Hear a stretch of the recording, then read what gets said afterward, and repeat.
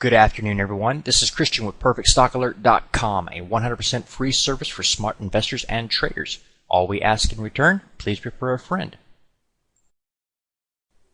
Today we're going to be looking at the breakout trading method. This is probably the easiest trading method that's actually out there. It can be used by short-term momentum traders, day traders, or longer-term buy and hold traders. I'll show you how to actually use this on those different methods. The first thing you need to know is how to find them. You have to run scans to find these opportunities. And there's two basic scans you can use that are really easy. I'm sure there's more, but the two easiest would be number one, the 52-week highs. If you're looking from the bullish side, the bull's perspective, you'd be looking for 52-week highs or new 52-week highs.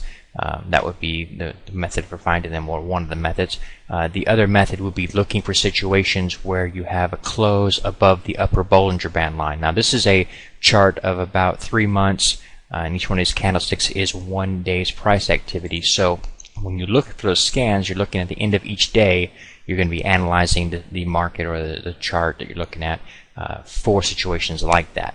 If you use the method regarding the Bollinger Bands, you'll be able to find situations that can set up and break out but not be new 52-week highs. So you have to admit there's going to be a lot of situations if you're just looking at 52-week highs that are doing the same thing that you're looking for. However, they're not making a new high, therefore you will never see them. So it may be better to actually use the Bollinger Band versus the 52-week high. But in any event, you can use either one of those methods to find these.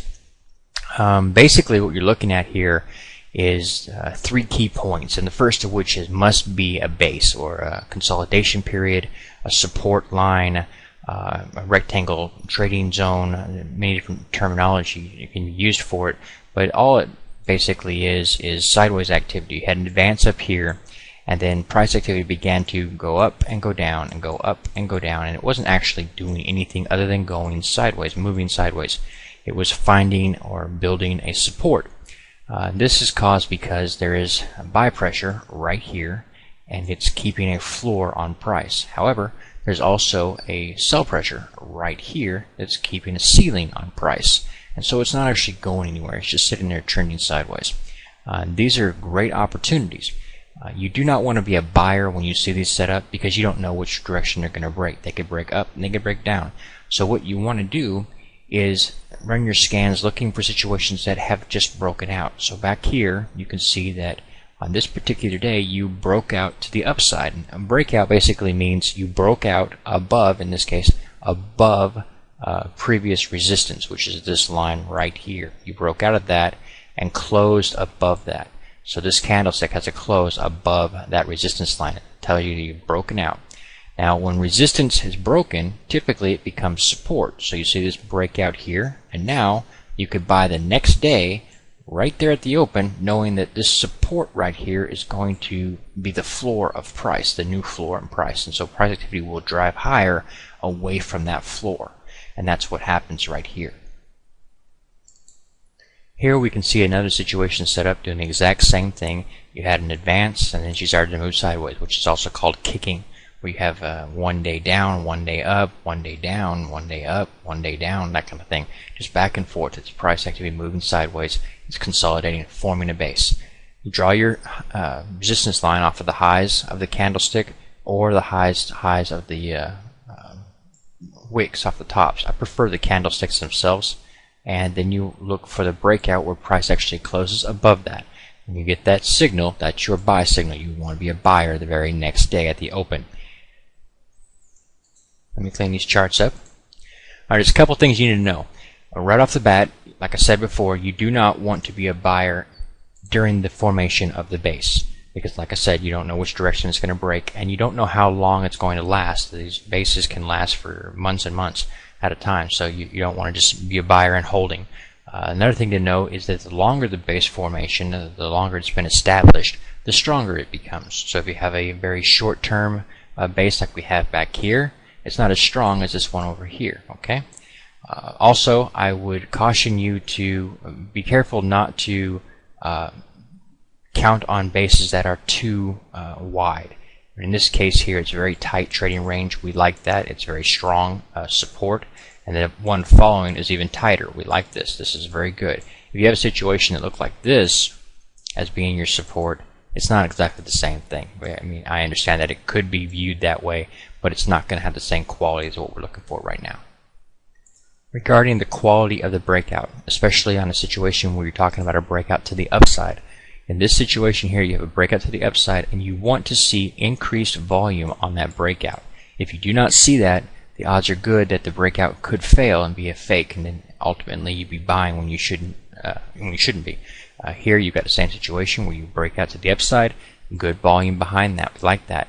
Here you don't really have a base. You have move to the upside and then kind of pull back and then kind of slope up. It's kind of sloppy if it's a base at all.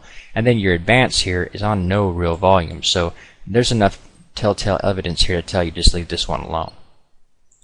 Okay, so whenever you're looking at this situation, you've got to be asking yourself, where do I put my stop? What's my target exit point, so forth and so on. So let me show you how I do this.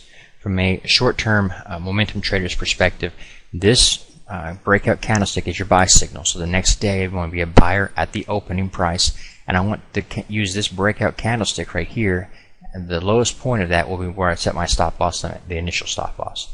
And then as long as she continues to advance with higher lows and higher highs, I would stay with it.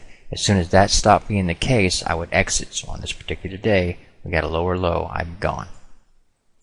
Another method guys will use is when they see the breakout, there'll be a buyer here, keep the stop right here, and then just let it run. When it pulls back down, they'll leave it alone, just keep holding. Once she breaks out again and starts to move higher again, they'll take the stop that was here and they'll advance it to the low point here. As she continues to advance, they'll continue to do this. Let the pullback happen. As long as she continues to advance, they'll take the stop that was here and they'll advance it to here. Just keep advancing that stop as they go higher and higher. This is more of a longer term trading method, but it will also work. The three key elements to this trading model is the chart formation itself and volume. You must have a nice support, a nice base formation before you get the breakout. Then you must have a breakout, and that breakout must be on increased volume. If those three things are true, you've got a good trade opportunity.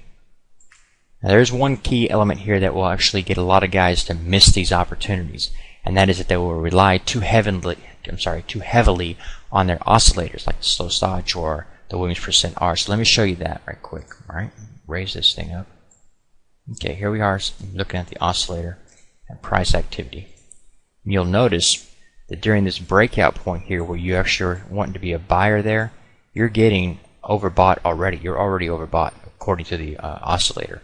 They can do that and still advance. That doesn't, just because they get up here above the overbought condition of -20 on the Williams percent R or overbought on the any oscillator for that matter, they can still press higher from a momentum trader standpoint. So don't think that that's going to somehow make it so you can't trade these. You can still trade these, because remember, when price breaks out, the key thing to remember here is that it's actually sitting on a support line. It's really strong right now because what was once resistance will now start acting as support.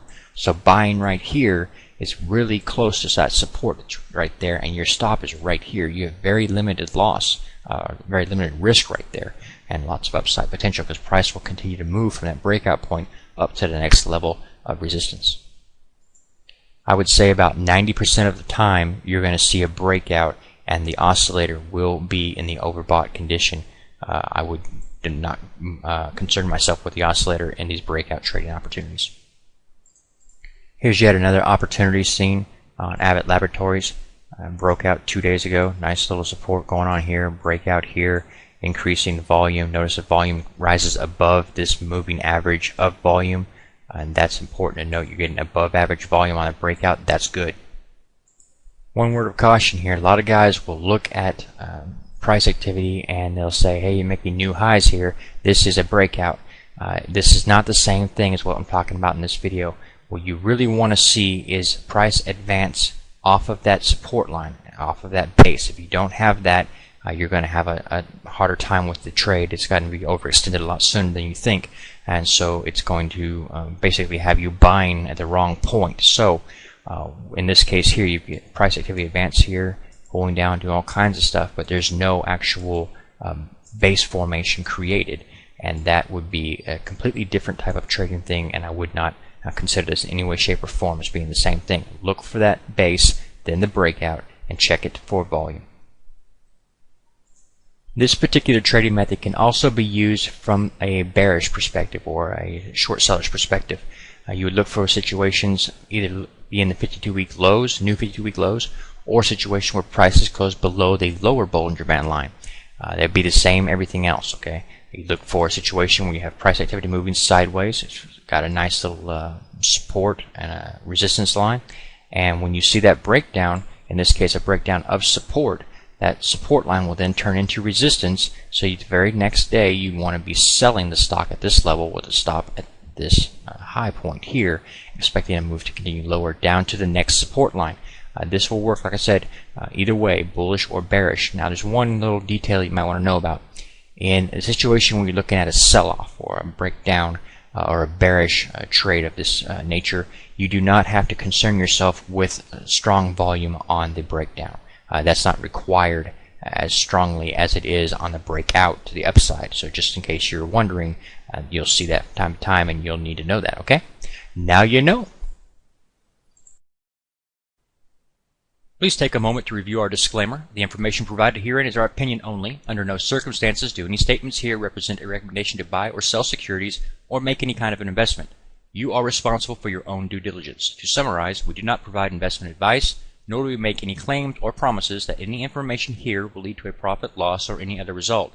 These videos are for educational purposes only.